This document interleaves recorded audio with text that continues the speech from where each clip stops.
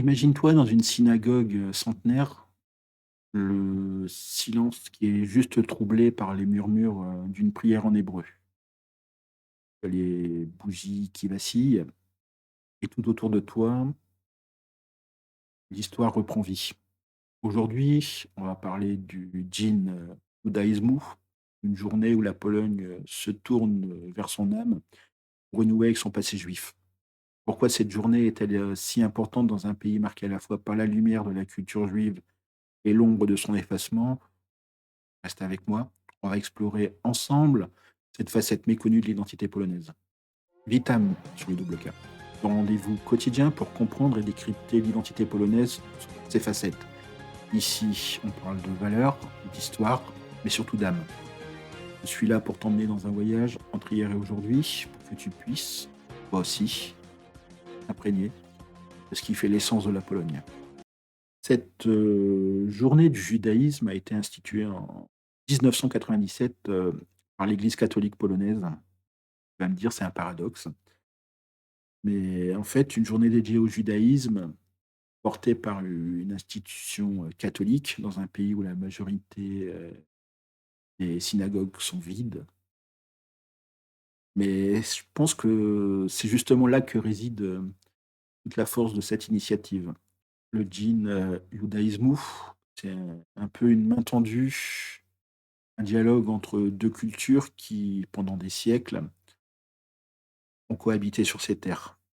Je sais pas si tu le sais, mais avant la Seconde Guerre mondiale, un Polonais sur 10 était juif et il y avait une image comme ça qui disait que Varsovie était même surnommée, la Jérusalem de l'Est. Puis, ça a basculé. Shoah, ghetto, camp. Cette journée, c'est un rappel que l'histoire polonaise ne peut être complète, sans cette mémoire partagée. C'est aussi une forme de promesse, celle de ne pas oublier. On va faire un petit retour en arrière. Je te demande de toi qui regardes ou écoutes ce podcast, simplement de fermer les yeux un instant et je te laisse imaginer, Varsovie en 1920. Puis tu peux y retrouver des rues bondées de commerçants juifs, parlant évidemment leur langue, le yiddish, des écoles, où on étudie les textes sacrés, des théâtres où résonnent, des chansons klezmer.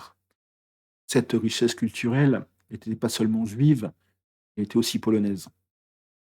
Par exemple, Jan Karski, c'était ce héros, de la résistance, a n'a pas hésité à risquer sa vie pour alerter le monde, sur le sort, des juifs dans les ghettos.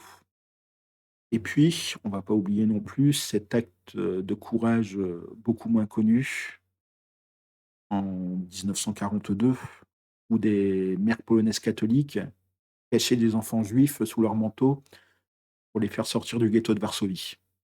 L'une d'elles, qui s'appelait Wanda, disait: «Je ne sauvais pas un juif, sauvais un enfant».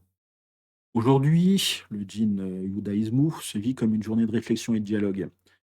Dans des villes, comme Cracovie ou Lublin, on va y retrouver, de nombreuses rencontres où ce sera l'occasion d'avoir des concerts de musique, klezmer, des lectures de la Torah ou des discussions interreligieuses.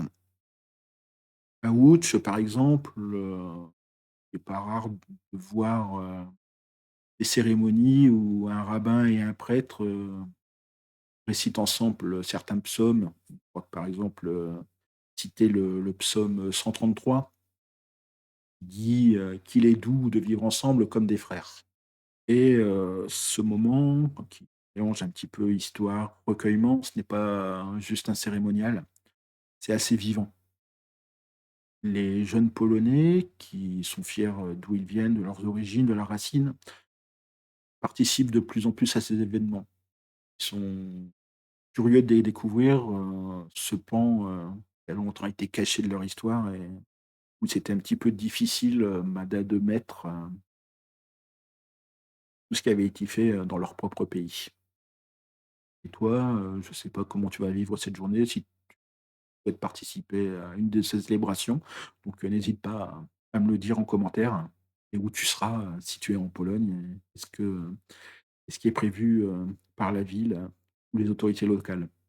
Cette, journée du jour du judaïsme, un appel, en fait, à 3 valeurs, fondamentales, polonaises, qui sont la mémoire, le respect et la réconciliation.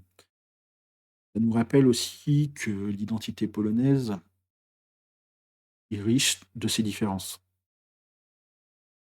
Être polonais, c'est un petit peu, savoir regarder son passé en face, même dans des moments les plus sombres, et tendre la main vers l'autre.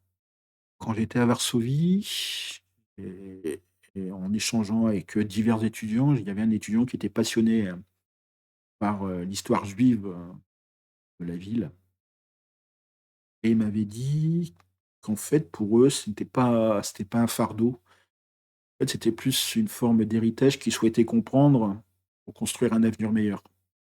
Peut-être on pourrait résumer ce jour du judaïsme un petit peu à cet état d'esprit où on souhaite que cet héritage soit compris pour justement ne pas reproduire, les erreurs du passé. Alors s'il fallait simplement retenir, une chose de cette journée, c'est que la Pologne, c'est bien plus qu'une carte postale, de forêt et de pierrogies.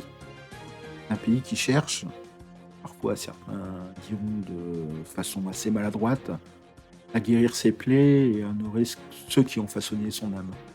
Toi, je te demande, ce que tu peux faire. Peut-être, simplement en parler, tes proches, tes amis, et rappelle-leur que l'histoire n'est jamais en noir et blanc et qu'elle se vit, dans toutes ses nuances.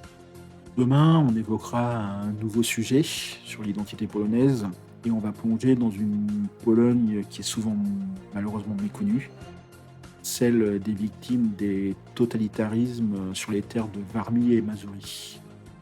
Tu verras comment ces régions portent encore les stigmates, d'un passé troublé. Allez, je te dis à bientôt pour une nouvelle exploration, par Pologne. Si ce voyage au cœur, du djinn, judaïsme t'a touché, montre-le, laisse-moi un petit j'aime, abonne-toi pour ne rien rater, double K, et tu peux aussi soutenir le podcast en suivant le lien dans la description. Ensemble, on continue à explorer l'âme polonaise, épisode après épisode. Je te dis bonne journée, et Wania, demain, de Yutra. À bientôt, Zobaczenia.